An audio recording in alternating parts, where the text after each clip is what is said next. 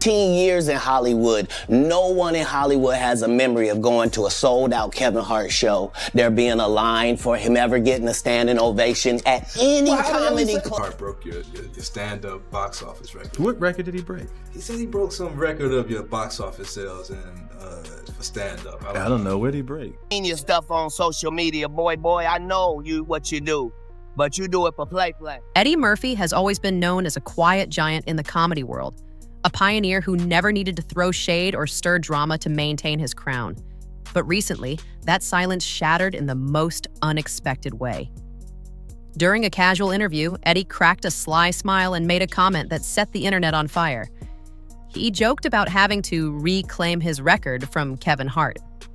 On the surface, it sounded lighthearted, but for those paying attention, it was a dagger wrapped in silk. That one moment sparked something major, and suddenly questions that had long been whispered behind closed doors were now front and center. Let's be clear, Kevin Hart has long been celebrated as the golden boy of stand-up. Box office hits, sold-out stadiums, global tours. He's branded himself as the king of modern comedy. But Eddie's seemingly playful jab questioned the foundation of all that success. He reminded people that his own film Raw still stands as the highest-grossing stand-up concert in history. And he hasn't even touched the stage in 27 years. So what record did Kevin really break? With a laugh and a twinkle in his eye, Eddie wasn't just joking. He was poking a hole in Kevin's carefully crafted legacy. When are we, or are we ever going to see you on stage again doing stand-up? I'm going to do it again because I got to break Kevin's new record. I got to get back on the stage because this new record that Kevin got, I got to have it back, Kevin. What do you think a plant is? Maybe people don't understand the definitions of these words. That's where Katt Williams comes in. For over a decade, Katt's been dropping bombs, accusing Kevin of being handpicked by the industry, not forged through the fire like most comedians. According to Katt, Kevin isn't self-made. He's system-made, fast-tracked, protected, positioned.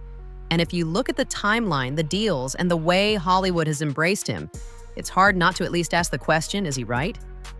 Katt has said, again and again, that the roles Kevin became famous for were originally offered to him, but Katt turned them down. Why? Because they were clownish, humiliating, or full of outdated stereotypes. He refused to sell himself out for a laugh. Kevin, on the other hand, apparently had no problem saying yes. And that's when people started asking, was Kevin's success built on raw talent? Or something else entirely?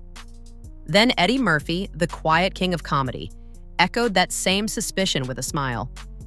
When he claimed that Kevin's box office record was built on shaky numbers, it felt like more than a joke. It was a warning shot. Eddie hasn't done stand-up in 27 years, but his film Raw still holds the title for the highest-grossing stand-up concert film of all time. So what record did Kevin actually break? I got a show at your hometown in Philly. I'm gonna take my special there. On that stage, we can put whatever you want. A full-court basketball court, a boxing ring. Eddie's shade, wrapped in a charming grin, sent shockwaves through the industry. It wasn't just funny, it was strategic. Because when someone as respected as Eddie questions your numbers, your legacy starts to wobble. That one comment gave everyone else permission to start pulling at the threads. And Katt Williams? He was right there with the scissors. Katt's biggest gripe has always been the same. Kevin Hart skipped the struggle. Most comics grind for years, tiny clubs, brutal gigs, bad pay. But Kevin, according to Katt, appeared out of nowhere and got a network sitcom and a movie lead almost instantly. That's not just rare, it's practically unheard of. And if it looks too clean, too perfect, maybe it is. In Katt's eyes, Kevin's rise wasn't about outworking everybody. It was about saying yes when it mattered most. Yes to roles that reinforced stereotypes. Yes to silence when others were speaking out. Yes to becoming Hollywood's safe choice. And if you're always saying yes, you'll always be given more. But what's the cost? Katt also challenged the Netflix documentary that celebrated Kevin's climb through the East Coast comedy scene. He questioned the timeline, saying it doesn't add up. How could Kevin be simultaneously grinding in Philly and selling out shows in LA before anyone even knew his name? Katt's point? The backstory feels more like marketing than Hart reality. broke your stand-up box office record. What record did he break? He said he broke some record of your box office sales and for stand-up. I don't know. What did he break? And that brings us to the idea of the plant. According to Katt, a plant is someone Hollywood selects, supports, and elevates. Not because they're the best, but because they're the most controllable. The industry wraps them in buzz, drowns out the critics, and polishes the image until it shines. Kevin Hart, Katt says, fits that mold perfectly.